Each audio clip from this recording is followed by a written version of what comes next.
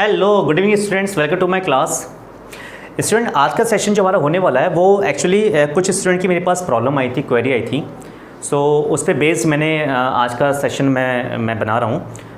मेरे पास कुछ बच्चों के मेल आए थे, उन्होंने ये कहा था कि सर हमारा कोऑर्डिनेट ज्योमेट्री चैप्टर तो क्लियर हो गया, आपने सारे कंसेप्ट सारे फॉर्मूले डिटेल में अच्छी तरह से आपने हमें समझा दिए, लेकिन फिर भी कुछ हमारी क्वेरीज रह रही हैं, तो वो क्वेरीज़ आप हमें बता दीजिए। सो जो कॉमनली क्वेरी थी कुछ बच्चों की, तो मैंने सोचा क्यों ना उस पर बेस्ड एक वीडियो बनाई जाए और आप तक उसका सॉल्यूशन पहुंचाया जाए। और बहुत अच्छा क्वेश्चन है, बहुत अच्छी क्वेरी है, लास्ट ईयर के भी क्वेश्चन पेपर में भी आ चुका है कभी ना कभी, प्री बोर्ड में कई बार ऐसा क्वेश्चन आया है, या इस क्वेश्चन से रिलेटेड क्वेश्चन आया है। ओके, सो वो है आपके एक्सरसाइज 7.4 का question number 1, NCERT class 10th exercise 7.4 question number 1। The question is, question आपके सामने है, सामने फ्लैश भी हो रहा है और क्वेश्चन यहाँ भी है बोर्ड पे, देखिए ध्यान से। Question is determine the ratio in which the line 2x + y - 4 = 0 divides the line segment joining the points A and B। बहुत अच्छा क्वेश्चन है, बहुत इंपॉर्टेंट क्वेश्चन है और कुछ नया कंसेप्ट के साथ है। और इसे सॉल्व करने से पहले मैं एक बात आपको और क्लियर कर दूं। मैंने आपको स्टार्टिंग में बताया था जब ये चैप्टर स्टार्ट किया था कि ये chapter same to same chapter आपका क्लास 11th में भी आएगा। कोऑर्डिनेट ज्योमेट्री का ये जो पोर्शन हमने डिस्कस किया, ये सेम पोर्शन आपका क्लास 11th में भी स्टार्ट होगा। ओके, बट क्लास 11 में थोड़ा सा इससे लेवल हाई है, कुछ एक्स्ट्रा भी इसमें कंसेप्ट हैं, वो क्लास 11th में आप डिस्कस करेंगे नेक्स्ट ईयर। तो इसलिए बहुत इंपॉर्टेंट टॉपिक है हमारा ये, क्लास 10th के लिए भी और 11th के लिए भी। और ये जो क्वेश्चन आपके सामने फ्लैश हो रहा है, ये क्वेश्चन 10th में भी इंपॉर्टेंट है और 11th क्लास में भी इंपॉर्टेंट है। सेम टू सेम क्वेश्चन, हो सकता है डिजिट थोड़ी चेंज हो जाए, बट ऐसा क्वेश्चन 11th क्लास में भी काफ़ी बार एग्जाम में पूछा गया है। ओके, सो सबसे पहले हम क्वेश्चन को एटलीस्ट 2 टाइम्स पढ़ेंगे, अंडरस्टैंड करेंगे क्वेश्चन क्या कहना चाह रहा है। सो क्वेश्चन ये कहना चाह रहा है, और जैसा क्वेश्चन क्या है उसके अकॉर्डिंग हम यहाँ फिगर बनाएंगे। आप सोचेंगे सर फिगर क्यों बनाएंगे, फिगर बनाने की कोई नीड नहीं है। एक्चुअली होता क्या है, फिगर जो एक ज्योमेट्रिकल रिप्रेजेंटेशन होता है ना, उससे काफ़ी हद तक हमें प्रेजेंटेशन देने में मदद मिलती है और अपने आप को ही समझ में आता है। एक प्रेजेंटेशन का वे और कुछ नहीं, बाकी तो मैं ऐसे भी क्वेश्चन कर सकता हूँ, ये वाला क्लियर है, ध्यान से देखिए। सो आपको फाइंड आउट करना है रेशो। अब रेशो के बारे में बात आती है तो माइंड एकदम जाता है सेक्शन फॉर्मूला पे, है ना। तो सेक्शन फॉर्मूला भी आपका रिवाइज होगा यहाँ पे, इस अकेले क्वेश्चन में कई सारे कंसेप्ट रिवाइज हो रहे हैं। सो सेक्शन फॉर्मूला इसके अकॉर्डिंग आपको रेशो निकालना है। In which the line 2x + y - 4, ये एक लीनियर इक्वेशन है आपकी, linear equation 2 variable, divides the line segment, means कौन से रेशो में, किस रेशो में, that ratio you will have to find out. This line segment 2x + y, ये जो लाइन है वो लाइन सेगमेंट को डिवाइड करिए, वो लाइन सेगमेंट बनेगा A और B को ज्वाइन करके। सो हम यहाँ पे एक फिगर ड्रॉ करते हैं आपके समझाने के लिए, ताकि ईजिली आपको समझ में आ जाए। AB एक लाइन सेगमेंट है, से 2 and -2, 3 and 7। ओके, सो इस लाइन सेगमेंट को दिस लाइन, ये लाइन डिवाइड कर रही है। अब वो डिवाइड करिए, कहीं से भी डिवाइड कर सकती है। सो मैंने लेट कर लिया कि वो लाइन इस तरह डिवाइड कर रही है, ठीक है, इस पॉइंट पे वो डिवाइड कर रही है। सो जो डिवाइडिंग पॉइंट है, जो इंटरसेक्टिंग पॉइंट है, वो मैंने P लेट कर लिया, और ये जो डॉटेड मैंने लाइन बनाई है, ये लाइन हमने रिप्रेजेंट कर ली 2x + y - 4 = 0, क्लियर। और ये जो P पॉइंट है, इसके कोऑर्डिनेट हमने लेट कर लिए x y। Okay student, clear हो गया। So you need to find out the ratio in which this line divide the line segment joining the point A and B। Okay, so वो जो ratio आपको निकालने, find out करने, वो ratio में late कर लिए M और N, क्योंकि हम ऑलरेडी फॉर्मूले में पढ़ चुके हैं, M और N वो फॉर्मूले में पढ़ चुके हैं। हम K/1 से क्वेश्चन नहीं कर रहे, K/1 से जो सॉल्यूशन है वो आपकी बुक में भी कई बार दे रखा है, ठीक है। हम यहाँ पर जो क्वेश्चन है अपना, वही अपना जो फॉर्मूला है, फॉर्मूले में जो हम रेशो यूज़ करते हैं M और N, वही यूज़ करेंगे। ओके, सो इतना पोर्शन आपका हो गया M और इतना पोर्शन आपका हो गया N, ठीक है। ये रेशो आपने लेट करा है, ये लाइक दिस, ठीक है। देखिए ध्यान से, here is a solution. So let ratio be M/N। Okay student, कोई डाउट नहीं। ये फॉर्मूले के अकॉर्डिंग हमने यहाँ पर इसे x1 y1 and x2 y2 late कर लिया। ओके, सो फर्स्टली स्टार्टिंग में आपको क्या करना है, स्टार्टिंग में आपको सेक्शन फॉर्मूला अप्लाई करना है, ठीक। सो बाय यूजिंग सेक्शन फॉर्मूला,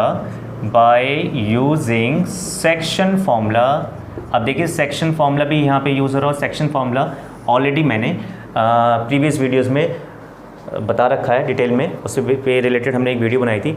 और इस सेक्शन फॉर्मूले से रिलेटेड जो वीडियो है उसका लिंक मैंने नीचे डिस्क्रिप्शन में मेंशन कर रखा है, आप इस सेशन के बाद, इस क्लास के बाद देख सकते हैं उसको वीडियो को भी। Okay, so section formula is P X Y, formula is mx2 plus nx1 upon m plus n, comma my2 plus ny1 upon m plus n। Clear student? Look at here very carefully. mx2 and nx1, m और n की value नहीं पता, but x1 और x2 इनकी value तो हमें पता है ना। सो x2 is 3, so 3m, x1 is 2 plus 2n upon m plus n, इसे आप ऐसे ही रहने दीजिए। क्लियर? कॉमा y2 मीन्स 7, सो 7 y2 7m plus ny1 minus 2n upon m plus n। Clear student? ये आपका निकल के आ गया x y के कोऑर्डिनेट। सो हमने यहाँ पे सेक्शन फॉर्मूला अप्लाई करके इस p पॉइंट के कोऑर्डिनेट फाइंड आउट कर लिए in the form of m and n। Okay, अब ध्यान से देखिए, ये जो हमारे कोऑर्डिनेट्स निकल के आए हैं, ये कोऑर्डिनेट इस गिवन लाइन पे भी लाई कर रहे हैं। I repeat once again, these two coordinates belonging to coordinate of P lies on the lines 2x plus y minus 4। ये पॉइंट इस लाइन पे भी लाई कर रहे हैं क्योंकि इंटरसेक्टिंग पॉइंट है, और अगर ये पॉइंट इस लाइन पे लाई कर रहे हैं मीन्स इसको सेटिस्फाई करेंगे, मीन्स x और y की वैल्यू आप इस इक्वेशन में भी पुट कर सकते हैं क्योंकि वो उसके ऊपर लाई कर रहे हैं। क्लियर है? Now 2x plus Y minus 4 equal to 0। अब आपको क्या करना है, ये जो x है, ये जो x के जो कोऑर्डिनेट्स हैं और ये जो y के कोऑर्डिनेट्स हैं, आप इन कोऑर्डिनेट्स को सिंपली यहाँ पुट कर दीजिए। क्लियर? सो देखिए कैसे पुट करेंगे। 2x is 3m 2n upon m plus n, clear, plus y is 7m minus 2n upon में m plus n minus 4 is equal to 0। Clear student? अब आपके सामने m और n के फॉर्म में एक इक्वेशन बन गई है। इस इक्वेशन को आप सॉल्व करेंगे और रेशियो फाइंड आउट करेंगे। देखिए ध्यान से, आप क्या करेंगे, अंदर केवल ब्रैकेट ओपन करना है, 2 के multiply 6m 4n upon m plus n, 7m minus 2n upon m plus n minus 4 equal to 0। नीचे में वैन लेट कर लिया। टोटली आप एलसीएम लीजिए क्योंकि और कोई इसका तरीका नहीं है सॉल्व करने का। एलसीएम आपका जो फाइनल एलसीएम निकल के आया आपका वो आ गया m plus n। Here is 6m plus 4n plus 7m minus 2n minus 4m minus 4n is equal to 0। हमने कम्प्लीटली सबका साथ में एक साथ लेके फ्रैक्शन सॉल्व कर लिया। क्लियर है? इसके बाद ध्यान से देखिए, जितने भी mm वाले टर्म है वो हम एक साथ सॉल्व करेंगे और n वाले सिंपल अलग। सो 6 और 7 13 minus 4 that is 9, so 9m 4n, this one 4n cut mutually, अलग अलग साइन है इनके, नेगेटिव साइन और पॉजिटिव साइन कैंसिल होगी। हमारा जो सिंपली हमारा बचा लास्ट में minus 2n over m plus n is equal to 0। ये क्रॉस मल्टीप्लाई कर देंगे, सो पूरा हमारा 0 बन जाएगा। ठीक है, सिंपल कैलकुलेशन है, सिंपल कैलकुलेशन बची, क्योंकि जो मेन जो कंसेप्ट है आपके क्लास 10th के कोऑर्डिनेट का, वो अगर मैं आपसे बात करूं सो वो यहाँ से लेके यहाँ तक सिंपली जो आपने वैल्यू पुट करी है दिस वन, यहाँ तक क्लास 10 का कंसेप्ट यहाँ से यहाँ तक खत्म हो गया। अब ये जो नीचे का पोर्शन चल रहा है ये बहुत सिंपल सी कैलकुलेशन चल रही है, और वो कैलकुलेशन वो पार्ट है जो आप क्लास 8 और 9 पे सीख चुके हैं ना, कर चुके हैं। सो इसे हम इतना 10th का बहुत इंपॉर्टेंट पार्ट नहीं मानेंगे। और मोस्टली मैं आपको ये बात बताऊँ, सबसे ज़्यादा बच्चों की मिस्टेक होती है वो इतने पोर्शन में निकल के आती है। कैलकुलेशन जो होती है ना, ये जो कैलकुलेटिंग पार्ट होता है, यहाँ मिस्टेक निकल के आती है। फॉर्मूला बच्चों को अच्छी तरह अंडरस्टैंड होगा, रट लेते हैं, समझ लेते हैं, पुट करना उनको अच्छी तरह आता है, लेकिन वो मिस्टेक करते हैं यहाँ। तो कैलकुलेशन आपके स्ट्रॉन्ग होनी चाहिए, इस चीज़ को आप ध्यान रखिएगा। क्लियर है? क्रॉस मल्टीप्लाई में हमारा 0 हो गया। Now it's time to calculate the ratio. अब ध्यान से देखो यहाँ रेशो कैसे बनेगा। सो रेशो बनाने के लिए हम क्या करेंगे, m और n को सेपरेट कर लेंगे।